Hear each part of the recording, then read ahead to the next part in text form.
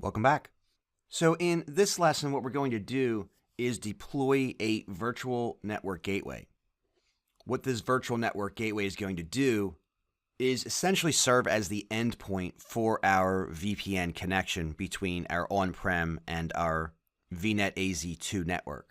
The virtual network gateway that we deploy here will serve as the endpoint for the VNet AZ2 network.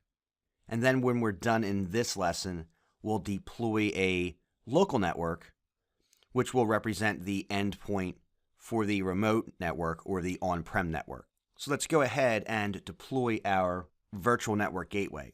To do this, we can click Create a Resource here. We can select Virtual Network Gateway from the list. And again, we have a software plan here where there's only one choice to choose from. And we'll go ahead and click Create.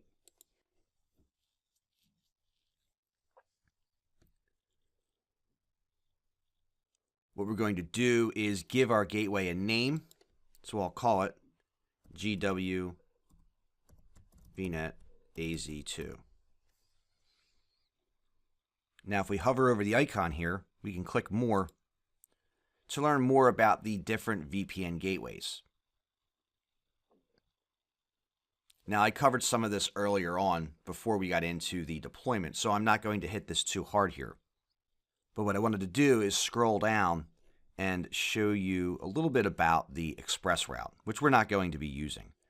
You can see here that the express route, what it does is it allows you to extend the on-prem network into the Microsoft cloud over a private connection that's maintained by a connectivity provider.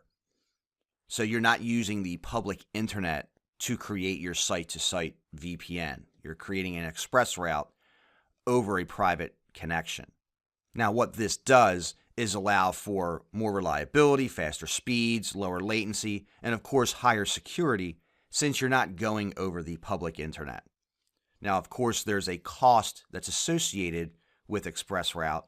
So in addition to needing to work with a connectivity provider, you also pay more in costs. If you require that reliability, that speed, and that security, then an express route is the way to go. We don't need an express route here for our labs. Let's switch back over. We'll use the typical VPN. Next, we're presented with a VPN type. We can choose a route-based gateway if we intend to use a point-to-site or inter-virtual network or multiple site-to-site connections. Now, the type we're going to choose here will also largely depend on the make and model of the on-prem VPN device. Some VPN devices support route-based, some VPN devices support policy-based VPNs. If we click Learn More here, we can see a little bit more about VPNs and the different types. For example, here you can see a policy-based VPN, and here you can see a route-based VPN. Scrolling down further, we can see a comparison of the two as it relates to SKU, IKE version, and maximum connections. We can see with a policy-based VPN, we can only have a maximum of one site-to-site connection, whereas with a route-based VPN, we can have 10 for basic and standard SKUs or 30 for high performance. So let's bounce back over into our dashboard here. And for this exercise, we're going to use a route-based VPN because our on-prem environment or simulated on-prem environment is actually in Azure running on a virtual network. So as you can see here, the VPN type to use for an inter-virtual network VPN is a route-based VPN. So we'll stick with the route-based. The SKU here that we select, we have a couple different choices for. Basic, VPN, GW1, GW2, GW3, and then we have additional SKUs also available to us. If we hover over the icon here and then click Learn More, we can scroll down here and take a look at the gateway SKUs and compare them. Now, for this demonstration, all I need is a basic VPN. Nothing too fancy here. So we'll select basic. And then at this point, I need to choose the virtual network that I'm trying to connect to the VPN. So we'll go ahead and select VNet AZ2. Next, what we need to do is specify an IP address. We need to specify a public IP address because the on-prem environment is going to need to be configured to connect to our VNet AZ2 network. To do that, it's going to need to do it over the internet. So if it's doing it over the internet, we need a public IP address. I don't have an existing public IP address, so we're going to create a new one here. So what we'll do here is we'll call it public IP VNet GW. So now I know the IP is associated with our gateway. We come down here lower to the bottom. We have to specify our subscription and the location.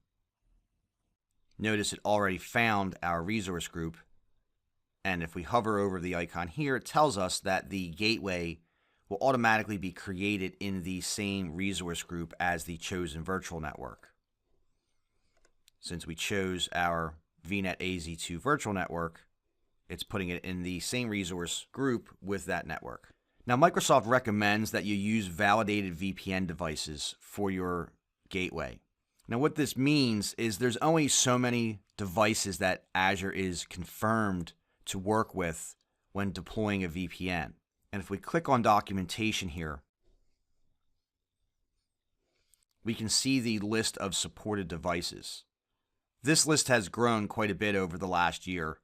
A year or so ago, this was a rather small list. So you can see here what it supports. So be sure to check this page out to view what devices are supported.